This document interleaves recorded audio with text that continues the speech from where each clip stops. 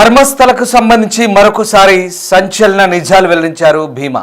ఎవరి మృతదేహాలను ఎక్కడ పూడ్చాలన్నది ధర్మస్థల ఆలయ అధికారులే తమకు చెప్పేవాళ్ళన్నారు. తనతో పాటు మరొక ముగ్గురు ఆ పని చేశారన్నారు. మహిళల డెడ్ బాడీలు అయితే అటవీ ప్రాంతం బాహుబలికొండ నేత్రావతి నది ఒడ్డున పాతిపెట్టే వాళ్ళమన్నారు. ఇక తాము పాతిపెడుతుంటే కొందరు స్థానికులు చూసేవాళ్ళన్నారు. తాను పాతిపెట్టిన 100 డెడ్ బాడీల్లో 90 మహిళలవే అన్నాడు. మృతదేహాలపై లైంగిక హింసకు సంబంధించిన గుర్తులు కూడా ఉన్నాయన్న. తనపై దేవాలయ అధికారులకు డౌట్ వచ్చినట్లుందని చెప్తున్నారు. అందుకే ఆధారాలు మార్చారని అనుకుంటున్నానంటూ విజిల్ బ్లోయర్ భీమా చెప్తున్నాడు. తాను గుర్తించిన కొన్ని ప్రాంతాల్లో మృతదేహాలు లేవంటున్నాడు. అందుకే సిట్ కూడా తనను నమ్మడం లేదంటూ మాట్లాడుతున్నాడు. అస్థిపంజరాలు తనకు కళ్ళు వచ్చేవని ఆ పశ్చాత్తాపంతోనే ఇప్పుడు బయటకు వచ్చానంటున్నాడు భీమా. ఎప్పటికైనా తన ప్రాణాలకు ముప్పు ఉందని తెలుసు అంటూ భీమా వ్యాఖ్యానించినప్పుడు కలకలం రేపుతోంది. మొత్తం మీద ధర్మస్థలకు సంబంధించి అనేక ఆసక్తికర అంశాలు వెలువడుతుంటే మరోవైపు విజిల్ బ్లోయర్గా మారిన మాజీ పారిశుద్ధ్య కార్మికుడు భీమా చెప్తున్న అంశాలు ఇప్పుడు మరింత ఆసక్తిని రేపుతున్నాయి. ధర్మస్థల్లో తాను చూపించిన ఆధారాలకు సంబంధించి పూర్తిస్థాయి అవశేషాలు కానీ ఆధారాలకు తగ్గట్టుగా దొరకపోవడంతో సిట్ తనను నమ్మడం లేదంటూ ఈ ధర్మస్థల వ్యవహారంలో కీలకంగా మారిన భీమా అనే పారిశుద్ధ్య కార్మికుడు చెప్తున్నాడు. కర్ణాటకలోని ప్రముఖ క్షేత్రమైన ధర్మస్థల సామూహిక ఖననాల కేసు ఊహించని మలుపు తిరుగుతోంది. పారిశుద్ధ్య కార్మికుడిగా విధులు నిర్వహించే సమయంలో ధర్మస్థలంలో వందలాది శవాలను తాను ఖననం చేశానంటూ ప్రకటించుకున్న ఒకప్పటి పారిశుద్ధ్య కార్మికుడు భీమా, అంటే స్థానికులు పిలుస్తున్న పేరది. సో మీడియా ముందుకు వచ్చాడు. ధర్మస్థలంలో అవశేషాల కేసులో ప్రభుత్వం ఏర్పాటు చేసిన దర్యాప్తు బృందం సిట్ అధికారులు తనని నమ్మడం లేదంటూ తాను వారిని నమ్ముతున్నానన్నారు. అంతేకాదు తాను ఖననం చేసిన వారి అస్థిపంజరాలు తన కలలో కూడా వచ్చేవంటూ సంచలన వ్యాఖ్యలు చేశారు. ధర్మస్థల కేసు పురోగతిపై పారిశుద్ధ్య కార్మికుడిని జాతీయ మీడియా ఇంటర్వ్యూ చేసింది. ఆ ఇంటర్వ్యూలో కీలక అంశాలను బహిర్గతం చేశాడు. ధర్మస్థల్లో 1995-2014 మధ్య కాలంలో తాను పారిశుద్ధ్య కార్మికుడిగా పనిచేసే సమయంలో వందల మంది బాధితుల మృతదేహాలను ఖననం చేశానన్నారు. ఆ మృతదేహాలపై హింస, లైంగిక దాడి జరిగిన ఆనవాళ్లు ఉన్నాయన్నారు. మృతదేహాలు త్వరగా కుళ్ళిపోయేలా చేసింది. కొందరిని నేత్రావతి నది ఒడ్డున ఖననం చేశారని, మృతదేహాలను ఖననం చేయాలని ఆలయ ప్రతినిధులు తమకు ఆ పన్ని పురమాయించేవారని చెప్తున్నాడు. మృతదేహాల ఖననం విషయంలో ప్రభుత్వం, గ్రామ పంచాయతీ పెద్దలు ఎప్పుడూ తనకు చెప్పింది లేదన్నారు. ఎవరి మృతదేహాలను ఎక్కడ ఖననం చేయాలో, ఎక్కడ దహనం చేయాలో మొత్తం ఆలయ అధికారులు ఆదేశించేవారని చెప్తున్నాడు.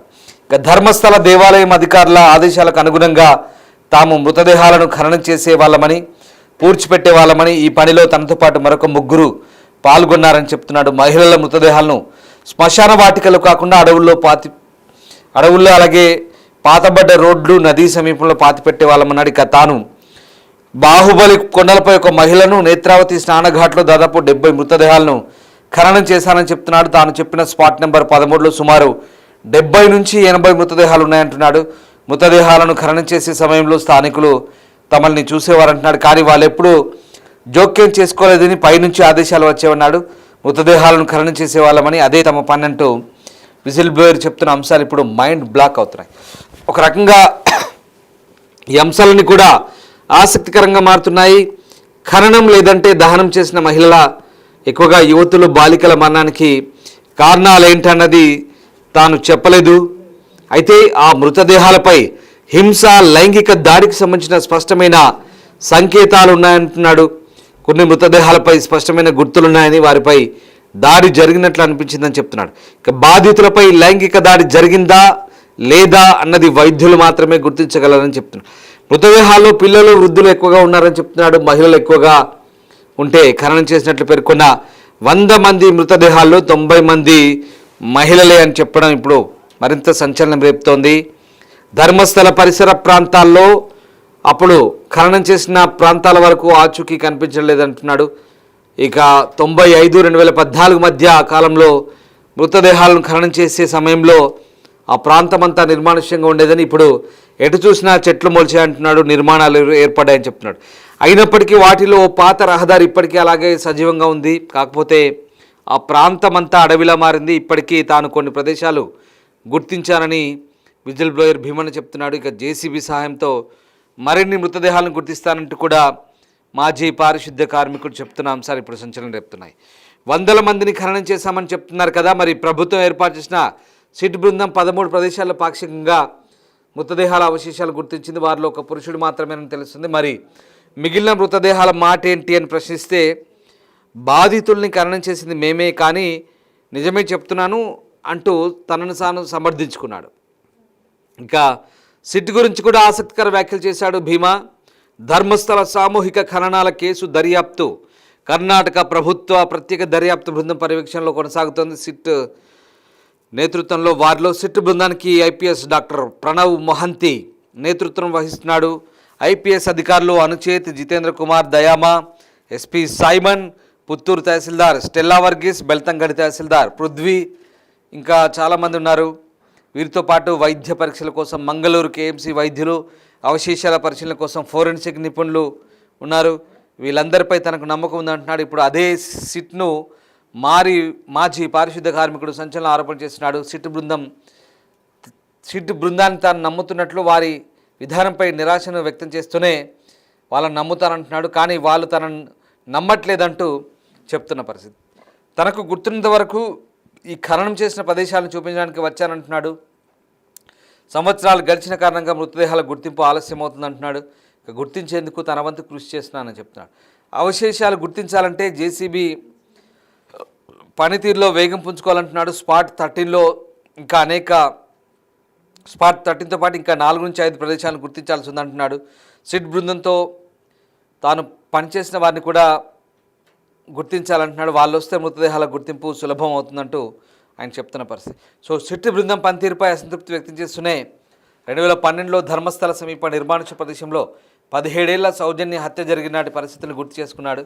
సౌజన్య హత్యకు గురైన రాత్రి తనకు ఫోన్ కాల్ వచ్చిందని, తాను ఎక్కడ ఉన్నానన్నది అవతల వ్యక్తి ఆరా తీశాడని, తాను సెలవు తీసుకొని ఈ ఊరికి వచ్చానని చెప్పడంతో ఫోన్లోనే అవతల వ్యక్తి తనపై గట్టిగా అరిచాడని, మరుసటి రోజు హత్యకు గురైన అమ్మాయి మృతదేహాన్ని తాను చూశానంటూ విచారం వ్యక్తం చేస్తున్నాడు. సో ఇంకొక ట్విస్ట్ ఏంటంటే ఈ మొత్తం వ్యవహారంలో ఒకసారి తన కుటుంబానికి చెందిన ఓ మైనర్ బాలికను అధికారులు లైంగిక వేధించారు. దాంతో ధర్మస్థల నుంచి 2014లో పారిపోయినట్టు చెప్తున్న పారిశుద్ధ కార్మికుడు అన్నాళ్ల పాటు అజ్ఞాతంలో ఉన్నప్పటికీ ఆ అపరాధ భావం వెంటాడుతూనే ఉందన్నాడు. కొన్నిసార్లు ఆ మృతదేహాల అస్థిపంజరాలు తనకు కల్లోకి వచ్చేవని చెప్తున్నాడు. అందుకే బాధితులకు న్యాయం చేయాలని సంకల్పంతో ప్రాణాలని ఫనంగా పెట్టి ముందుకు వచ్చానంటున్నాడు. ఇక తన ఉద్దేశం ఆలయాన్ని కించపరచడం కాదని, మృతదేహాలను గుర్తించడం, వాటికి అంతిమ సంస్కారాలు నిర్వహించడమేనంటూ మరోసారి స్పష్టం చేసిన ఆ విజిల్ బ్లోయర్ తనపై వచ్చిన ఆరోపణలు ఖండించాడు. మృతదేహాల నుంచి ఆభరణాలను దొంగిలించడమే కాదు, ఆలయాన్ని కించపరచడానికి ప్రయత్నం చేస్తున్నానంటూ తనపై వస్తున్న ఆరోపణల్ని పారిశుద్ధ కార్మికులు ఖండించాడు. తాను దొంగతనం చేసి బతకాలనిపిస్తే ఇక్కడికి ఎందుకు వచ్చేవాడినంటూ, ఆలయంలో ఎందుకు పనిచేసేవాడినంటూ చెప్తున్నాడు. సో ఇది మొత్తం మీద ఆయన చెప్పిన స్టోరీ. జాతీయ మీడియాతో చెప్పిన అంశాలు ఇవన్నీ కూడా నేను మీకు యాజ్ ఇట్ ఈజ్గా చెప్పాను. ఇక కర్ణాటక ప్రభుత్వం ఈ సిట్ ఏర్పాటు చేసి 16 ప్రదేశాల తవ్వకాలు జరిపింది. వాటిలో 11 స్పాట్లో అస్థిపంజరాలు దొరికాయి. 13 స్పాట్లో అత్యధిక మృతదేహాలు ఉన్నాయంటూ భీమా చెప్తున్నాడు. అక్కడ తవ్వకాలు సాంకేతిక కారణాలతో నిలిపేశారు. ఇప్పటివరకు భీమా 15 ప్రదేశాలను గుర్తిస్తే వాటిలో 8 నేత్రావతి నది ఒడ్డున, మిగిలినవి హైవే పక్కన ఉన్న పరిస్థితి కనబడుతుంది. సో ఇది ఓవరాల్గా భీమా చెప్పిన అంశాలన్నీ కూడా నేను మీకు చెప్పాను. కంప్లీట్గా భీమా ఆ నేషనల్ మీడియాతో మాట్లాడుతూ తాను పాతి పెట్టింది నిజమే, 100 మందిలో 90 మంది ఆడవాళ్ళు, అందులో అన్నీ నేత్రావతి నది ఒడ్డునే ఉన్నాయి, దాంట్లో మైనర్లు ఉన్నారు, మహిళలు ఉన్నారు, చాలామంది లైంగిక వేధింపులకు గురయ్యారు, అత్యాచారాలు, హత్యలు అంటూ చెప్తున్నాడు. అంతేకాదు తాను అపరాధ భావంతో తన కుటుంబ సభ్యులకు, తన బంధువును ఆ రకంగా వేధించినప్పుడు తాను అక్కడి నుంచి వెళ్ళిపోయినప్పుడు అవన్నీ కూడా తన కలలో వచ్చేవని, అందుకే తను అక్కడి నుంచి వచ్చినట్టుగా చెప్తున్నాడు. ఇంకా దీంతో అతను ఆ పశ్చాత్తాప భావంతోనే ఇప్పుడు ఇక్కడికి వచ్చానని చెప్తున్నాడు. దీంతోనే ఇప్పుడు ఈ వివరాలన్నీ కూడా చెప్తున్నాను అంటున్నాడు. అంతేకాదు సిట్ పైన తనకు నమ్మకం ఉంది కానీ సిట్ తనపై నమ్మకం పెట్టట్లేదు అంటున్నాడు. సో మొత్తం మీద ఈ వ్యవహారం అంతా కూడా ఆసక్తిని రేపుతోంది. ఇప్పుడు ఈ భీమా చెప్తున్న విషయాలన్నీ కూడా చాలా ఇంట్రెస్టింగ్గా అనిపిస్తున్నాయి. కానీ అట్ ద సేమ్ టైం అవన్నీ ఆ వాస్తవాలనే కాదా అనేది తెలియాల్సింది. బట్ ఇంకొక విషయం ఏంటంటే 6-11లో మాత్రమే అస్థిపంజరం కనుగొన్నారు. మరి భీమా చెప్పిన 13వ స్పాట్లో కనీసం 40 శవాలు ఉన్నాయని చెప్తున్నాడు, 40 అస్థిపంజరాలు ఉన్నాయంటున్నాడు. మరి ఎందుకు అక్కడ 13 స్పాట్లో తవ్వట్లేదు, ఎందుకు ఆపేశారు అనేది కూడా ఇంట్రెస్టింగ్గా ఉంది. సాంకేతిక కారణాలు చెప్తున్నారు అక్కడ. సో దాంతో ఎందుకు ఆపరని నిజం. సో ఈ 13 కాదు ఇంకో 4 చోట్ల అంటున్నాడు. సో ఓవరాల్గా ప్రస్తుతానికి ఈ వ్యవహారంలో ఇంకా ఏం చేయబోతున్నారు అసలు? ఈ వ్యవహారంలో సిట్ ఏం చేయబోతోంది, ఈ భీమా చెప్తుంది ఏంటి? సో ఇదంతా కూడా ఒక ఇంట్రెస్టింగ్గా ఉండబోతుంది. నిజంగా ఆ ప్రాంతంలో తను చెప్పినట్టుగా వందలాది శవాలు ఉన్నాయా? అప్పుడే నిజంగానే ఇవంతా కూడా మరి ఎందుకు ఆయన చెప్తున్న అంశాలన్నీ కూడా అంటే తాను దొంగతనానికి చేయడానికి వచ్చినప్పుడు ఇవన్నీ చేశాడంటూ తనపై వస్తున్న ఆరోపణలు కొట్టిపారేస్తున్నాయి. ఎందుకు అలా చేసేవాడిని అయితే ఇక్కడికి వచ్చేవాడిని అంటూ చెప్తున్నాడు. ఏదేమైనా ఈ వ్యవహారం అయితే ఇంకా కొలిక్కి రావట్లేదు. మరి సిట్ ఏం చేయబోతుంది? ఇతను చెప్పిన అంశాల ఆధారంగా ఈ 13వ పాయింట్లో ఎప్పుడు తవ్వుతారు ఏంటనేది చూడాలి. దర్యాప్తు ముందుకు సాగుతుందా లేదా ఆగిపోతుందా? సో ధర్మస్థలలో ఈ రహస్యాలు బయటపడతాయా లేదంటే కేవలం రహస్యాలుగానే ఆరోపణలుగానే ఉంటాయా? Let's wait and see.